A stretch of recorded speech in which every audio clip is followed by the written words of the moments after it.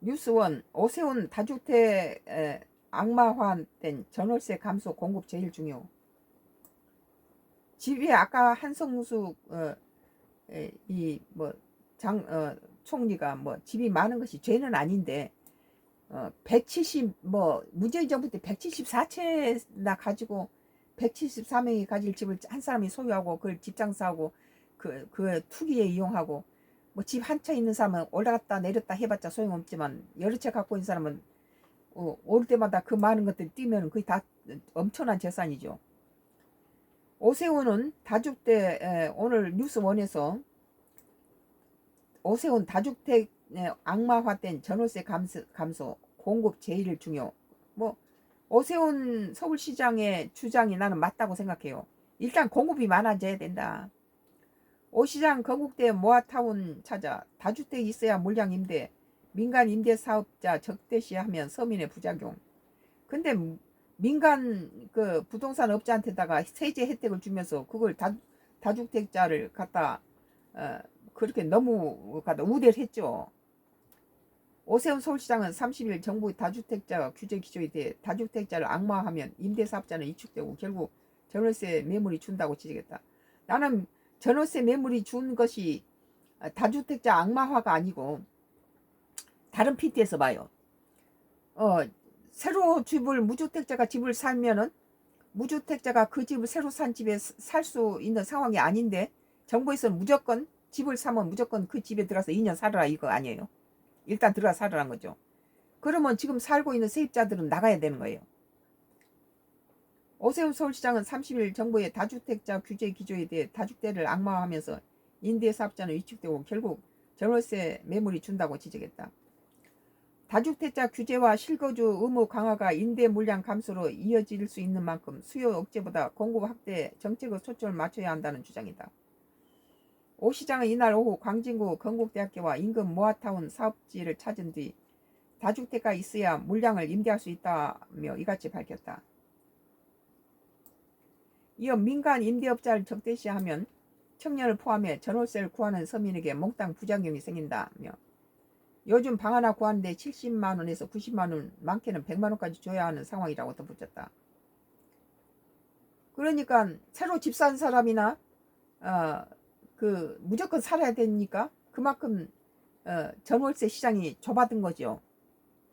그전에는 집을 산다고 무조건 살지 않고 임대 놓고 자기가 상황이 되면 이렇게 자기가 산 집에 들어가는데 지금 막바로 들어가야 되니까 급하게 내쫓긴다는 거죠. 또 정부의 실거주 의무는 정책에 대해서는 실거주 의무를 억지로 강조하면 물량 자체가 줄어드는 부작용이 생긴다. 이거 맞아요. 내가 지금 말하고자 하는 거 이건데 무조건 실거주 의무를 정책에 대해서는 늘 내가 얘기를 하지만은 친정 부모님이 돌아가시면서 유산으로 남긴 것으로 46년 전에 우리 막내 아들이 2살 때 그 집을 샀어요. 사서 뭐 거기서 국민학교, 중학교, 고등학교 나고 결혼도 시키고 거기서 다 세월을 46년을 갖고 있으면 거기서 다 세월 보낸 거죠. 그것은 부동산이라기보다는 그것은 그 인생의 삶이 다 들어있는 거예요. 그런 것을 그러다 이제 완도로 12년 전에 기촌해가지고 뭐 여기가 고향인 사람도 와서 집 지었다가 주민 텃세 때문에 뭐 4억 5천 들여서 집을 지었다가 2억에 팔고 나가더라고요. 도시에 가서 출세해가지고 여기 이 지역에 들어와서 우리는 본 마을에서 뚝 떨어져 있으니까 별로 그런 거에서 좀 제외되죠. 마을에서 좀 뚝 떨어졌어요. 한 1.5km 정도 떨어져 있는데 바로 입구 초입에 동네가 전부 한 100세대가 사는데 거기에서 여기서 태어나서 자라고 객지에 나가서 성공해가지고 여기 들어와서 4억 5천 들여서 멋지게 집을 지었는데 땅값은 몇 푼 안 되니까 집은 4억 5천 들이면 이 시골집 치고는 잘 된 거죠. 그러는데 뭐 주변에서 시샘하고 시기 질투하고 그러니까 못 살고 울고 나갔어요. 그거에 4억 5천짜리 2억에 팔고 우리도 이제 만약에 살다가 Y기업 장애장애 하수인들이 뭐 우리 집 뒤에다 놓고 독가스를 보내고 독고물 묻히고 서울에서 했던 대문에다 Y기업 황산공장에 있는 독을 갖다 묻혀서 우리 남편은 맨 처음에는 아유 Y기업 장회장이 미쳤다고 그 우리 같은 서민들 그 아무것도 아닌데 뭐 좋다고 도청장치라고 그러겠냐고 뭐 대문에다 독을 묻힌다고 말이 안 되는 소리라 하고 그냥 맨손으로 잡더니 손이 그냥 껍데기가 다 지문도 없어져 버리고 마비가 돼가지고 이러니까 그때 믿더라고요. 장갑을 안 끼고는 절대 대문을 안 잡아요. 내 자동차 손잡이도 그러고 이러다 보니까 그래도 서울에서 살 때보다도 여기서는 뭐 넓은 땅에서 내 땅에서 뭐 2,300평에 100년 된 농가주택 허름한 농가주택에서 그냥 언제든지 뭐 살기 싫으면 다시 서울 가겠다 그런 심정으로 살죠. 그런데 그 실거주라는 게 실거주 의무라는 게 지금 우리는 이제 한 12년 여기 완도서 살면서 서울집을 임대를 놓은 상태인데 뭐 주인이 없으니까 집을 엉망을 치겠죠 세입자들이. 정부의 실거주 의무 정책에 대해서는 실거주 의무를 억지로 강조하며 물량 자체가 줄어드는 부작용이 생긴다며 정부는 대출 제한과 세금 중과 등 수요 억제책을 주로 써왔다고 말했다. 오 시장은 최근 김용범 청와대 정책실장의 발언과 관련해서 진위가 뭔지는 파악해봐야 한다면서 제일 중요한 건 물량 공급이라고 강조했다. 그러니까 오 시장 말이 맞는 거에 이재명 대통령이 너무 몰라도 부동산을 너무 모른다 한 말이 나는 아주 수긍이 가요. 우리 같은 이렇게 그 오랫동안 집을 가지고 이렇게 살아본 사람들이 볼 때도 일단은 많이 짓고 규제를 풀어야 돼요. 더 용적률을 좀 높여주고 집 짓는 사람이 집을 지면 그 이득금을 전부 회수해 가버린다고 그런데 그럼 누가 집을 짓겠어요? 안 짓지. 그러니까 그들에게도 어느 정도의 소득이 있게끔 허용을 해야 돼요. 뭐 전부 집을 지어놓으면 거기에 수입이 되는 부분을 전부 국가에서 못 수입해버리면 누가 미쳤다고 그걸 집을 짓겠어요? 그러니까 오세훈 뭐 서울시장 오세훈 시장이 이 서울시 부동산 이런 모든 것을 보는 관점이 탁상공론으로 이재명 정부가 보는 이재명 정부가 외교라든지 이런 뭐 주변 뭐 중국이라든지 대미 관계라든지 대일 관계 북한에 관한 거 이런 것은 또는 이렇게 기업들 데리고 사방에 뭐 경제 앞서서 나가서 이렇게 정부가 해줘야 될 것들이 기업에 많은 이득을 주는 것은 사실이에요. 어떤 정부가 들어와도 외교는 이재명 따를 사람이 없어요. 그런 반면에 부동산은 낙제점이라는 거예요. 오세훈 서울시장 말대로 몰라도 너무 모른다. 지금 이 전세 대란이 있고 저 매물이 부족한 것도 무조건 네 집 없는 사람이 집 사는데 네 무조건 살아. 그런 법이 어디 있어요? 사놓고 좀 몇 년 후에 들어갈 수도 있지. 그리고 무조건 집에 거주하고 있어라. 그런데 뭐 그 서울에 무슨 집 사는 사람이 45%가 지방 사람이라는데 서울에 우리가 50년 가까이 서울에서 살았지만은 서울 사람들이 본래가 본토 서울 사람 몇 명 없어요. 전부 다 지방 사람들이지. 지방 사람들이 지방 사람들이 가서 서울에서 고향처럼 사는 거지.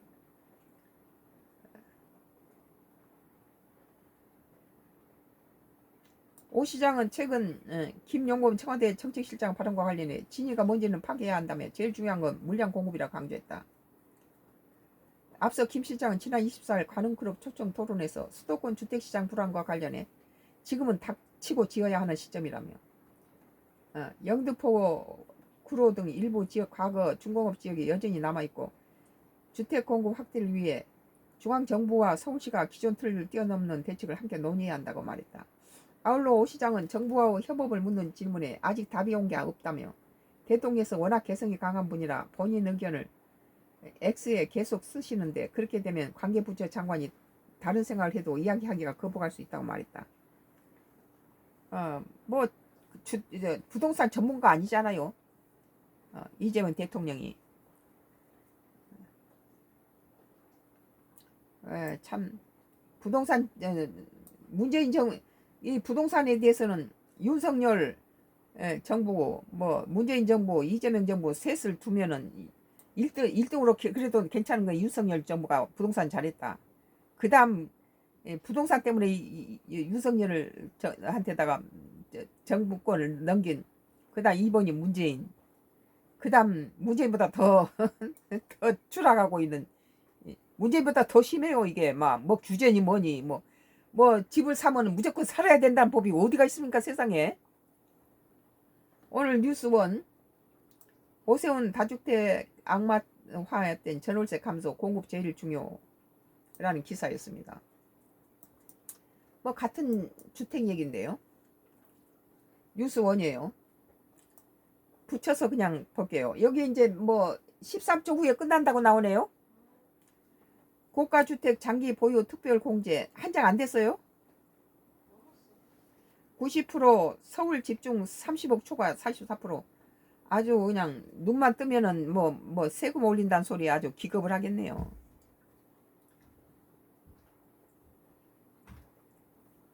뭐 모든 그래요. 요거 다 끝났다고 나와요. 거래당 공제 서울 2억 8,900만원, 인천 경기역 3배 넘어 정부 보유에 따른 공제 축소 실거주 기간 중심 개편 검토. 뉴스원에 고가주택 장기 보유 특별 공제 90%, 서울 집중 30억 초과가 44%. 집값 올려놓고 나서는 세금 뜯어내고 참 좋겠네요. 지난해 실거래 12억을 넘는 고가주택에 적용된 장기 보유 특별 공제액의 90% 이상이 서울에 집중된 것으로 나타났다. 양도가액 30억을 초과하는 주택에는 전체 공제액의 44%가 몰리면서 조세 역진성 문제도 다시 제기됐다. 30일 국세청 국세 통계 포털을 보면 지난해 양도소득세 결정 경정 기준 고가주택 장기 보유 특별 공제액은 전국에서 8,638억 원으로 집계됐다. 전년보다 2,367억 원으로 늘었다. 이는 양도 당시 실거래 가액이 12억 원을 초과하는 주택을 대상으로 산출한 금액이다. 이 가운데 서울 소재 고가주택에 적용된 공제액은 7,823억 원으로 전체의 90.6%를 차지했다. 경기가 539억 원으로 뒤를 이었고 부산 182억 원, 대구 34억 원 순이었다. 서울의 양도 건수는 2,709건으로 거래당 공제액은 2억 8,900만원 수준이다. 인천이 6,100만원, 경기가 8,500만원 등 다른 수도권 지역과 비교해 3배 이상 많다. 공제액은 주택가격대가 높을수록 더 집중되는 향상이 보였다. 양도가액이 30억 초과 구간의 공제액은 3,827억 원으로 전체 44.3%에 달한다. 이 중 50원 초과 구간이 1,605억 원부터 30억에서 50억 구간이 2,222억 원이었다. 20억에서 35억 구간은 2,132억 원, 10억에서 20억 구간은 2,194억 원으로 집계됐다. 장기 보유 특별 공제는 오래 보유한 부동산을 양도할 때 세부담을 줄여주는 제도다. 실거래가 12억 원을 초과하는 1세대 1주택에게 보유기간과 거주기간에 따라 각각 최대 40%씩 합산 최대 80% 공제 혜택을 준다. 10년 이상 보유 거주한 주택을 팔면 보유기간 공제율을 40%와 거주기간 공제율 40%가 함께 적용돼 양도 차익의 최대 80%를 공제받을 수 있다. 정부는 그중 단순한 보유에 따른 공제는 축소하거나 폐지하는 대신에 실제 거주기간에 대한 공제의 비중을 늘리는 방안을 검토하고 있다. 양도 차익이 클수록 혜택이 커지는 구조가 주택시장을 왜곡한다는 비판이 제기되면서 개편 검토로 이어졌다. 뭐 그때 당시는 옛날에는 우리가 한 집에 46년을 갖고 있기 때문에 뭐 서울의 모든 부동산 역사를 다 끼고 있죠. 뭐 우리가 방배동에 집이 46년 전에는 그 서초 뭐 이런 법원도 없을 때요. 전부 다 꽃시장이고 강남이라 해봤자 방배하고 반포하고 기껏해 압구정 정도 있었죠. 그때는 서초동도 없었어요. 그때는.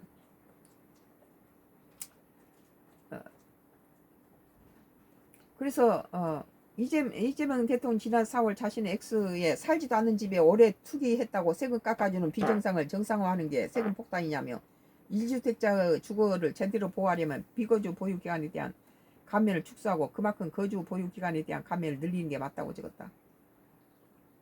살지도 않은 집에 오래 투기했다고 세금 뭐가 그 투기입니까 그게? 그거 1가구 1주택이 투기라고 하면 안 되죠. 그건. 일단 집을 사놓고 자기가 그 집이 너무 살기에 좀 적합하지 않다면 세놓고 자기는 좀 더 나은 데 가는 사람도 있고 좀 더 나쁜 데로 간 사람도 있고 또는 뭐 그 집이 아이들 우리 집에는 강남 8학군에 속하다 보니까 강북에 집이 있음에도 불구하고 강남 쪽으로 와서 아이가 학교 다닐 때는 8학군에 그 신청 받으려고 우리 집 쪽으로 세를 많이 들어왔어요. 아이 때문에. 아이들 교육 때문에도 그럴 수도 있고 우리 같이 뭐 기촌해 가지고 뭐 여기 방금도 말했듯이 뭐 여기 동네에서 태어난 사람이 밖에 나가서 성공해 가지고 여기 와서 4억 5천 주고 뭐 집을 멋지게 지었는데 시기 질투하니까 못 살고 그냥 2억엔 팔고 나가더라고요. 그러니까 우리도 뭐 자기 고향 사람도 와서 못 살고 나가는데 우리 각 객지 사람이 뭐 그거 하겠어요? 그런데 이제 우리는 들어올 때부터 뭐 몸빼 있고 무슨 뭐 2,300원 땅에다가 뭐 농기구나 그런데 투자도 하지 않고 뭐 곡괭이로 걷다가 다른 기계들은 저거 땅을 갖다 건벼봐 살살살 긁어대니까 속에 있는 돌을 100년을 농사를 지었는데 이 100년 된 농가주택인데 그 사람들이 지었던 땅을 우리가 곡괭이를 파보니까 여기 머리통만한 돌이 꽉 차 있어요. 그러니까 기계로는 그냥 건반 있게 슬슬슬 해서 농사를 지은 거예요. 그리고 뭐 땅이 안 되니 많이 한데 우리는 곡괭이로 그걸 파내고 그 돌을 가지고 2m 50을 갖다 사면 팔방 이중으로 돌담을 쌌어요. 내 혼자서. 이러다 보니까 땅 힘이 많이 깊어지죠. 그러나 뭐 기계를 부르면은 거기는 뭐 돌이 많아가지고 뭐 날이 부러져서 불러도 오지도 않는다고 그러더라고요. 근데 우리는 곡괭이로 그 파서 투자 안 하고 그냥 이렇게 살면서 사니까 또 뭐 서울 갈 마음이 없어지고 이제 이런데 지금 뭐 뭐 사놓고 뭐 투자 거기서 돌진안에 때 그 집을 샀는데 그 친정 부모님 유산으로 샀는데 그게 지금 거기서 초등학교 중학교 고등학교 다 졸업하고 거기서 장가 보내고 이제는 늙으니까 뭐 누울 자리도 볼 겸 남쪽 뭐 어린 시절 살았던데 금방으로 온 거죠.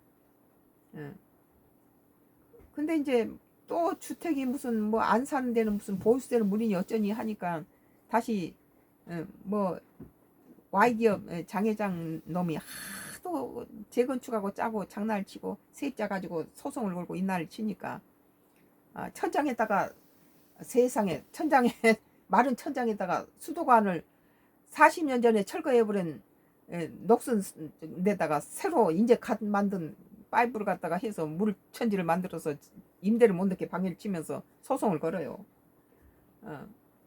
참 기가 막힌 일이죠. 그래 나도 이제 다시 서울로 가서 또 살까 지금 고민 중이에요. 이재명 정부가 기촌한 사람도 다시 서울로 불러들이는 격이 된다는 거죠. 뉴스원 고가주택 장기보유 특별공제 90% 서울 집중 30억 초과가 44%. 썬가크루스 나이 정치 코멘트였습니다.